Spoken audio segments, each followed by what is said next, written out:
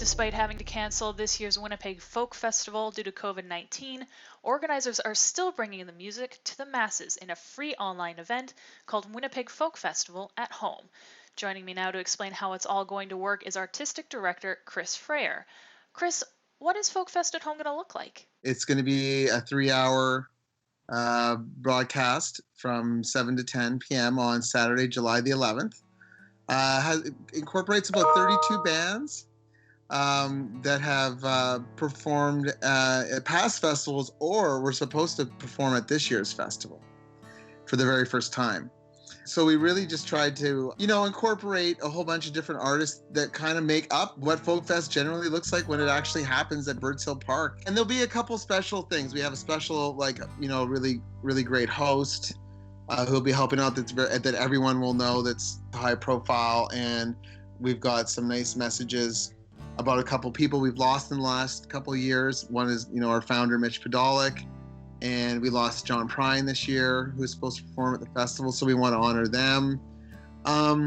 So there'll be some, there'll be a little bit of emotional moments to it, but most of the time we want to keep everything kind of festive and celebratory. So what was it like to try and condense what normally takes several days into a 3-hour window? We started with the musical content. We were storyboarding yesterday. When we're looking at how we're going to seed it, it's kind of like a mixed tape from my generation, which were conjures up a lot of nostalgia for people born in the 70s like me. But I was like, the idea that just different genres could actually butt up against each other on a mixtape like they can here. So we just wanted to see how some different things would actually work. And then we wanted to take some really good, the main stage footage gives a sense of place. We want to reference and celebrate our handmade village, our food vendors, Big Rock Brewery, all the things that kind of together make that whole Folk Fest experience happen.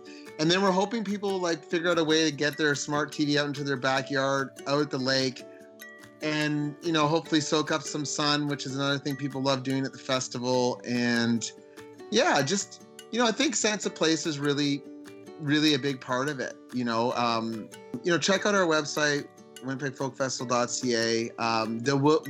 We are recommending ways that you can enjoy this with your friends safely. We really want to be aligned with public health messaging. Now, this main stage footage, you have to remember, is that people have never seen this footage before, and we were given permission to do this.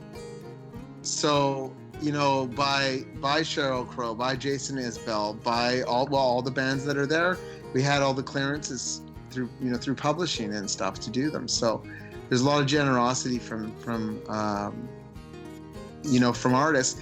We're just hoping that it's something to just tide people over a bit, just to scratch that itch, that people have for Folk Fest. Since there isn't a physical festival this year, how has that affected your organization? Operationally, we've been looking at ways to improve things at the festival. We're taking this year to take stock in the things that we can improve and tweak, make better for next year. There are festivals that do go fallow for a year, and then they use it as a period of rejuvenation. We've never had a chance to slow down and figure out how we're going to do things a little bit differently. So there's some silver linings here. So you mentioned it, but just to recap, when is it? Is it something that people need to reserve tickets, or can they just log on and watch the show? No, they can log on and watch the show. It's all free.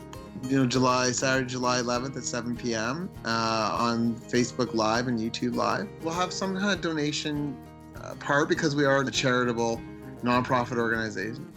So without the festival this year, we have seen obviously our major revenues come from the 4 days in July, so we've seen a huge drop in those revenues. So we've been just trying to make ends meet right now and get by. Our communities really come through for us on staying connected with us, and I think it gives us all a sense of optimism that we're going to prevail and come back stronger than ever next year.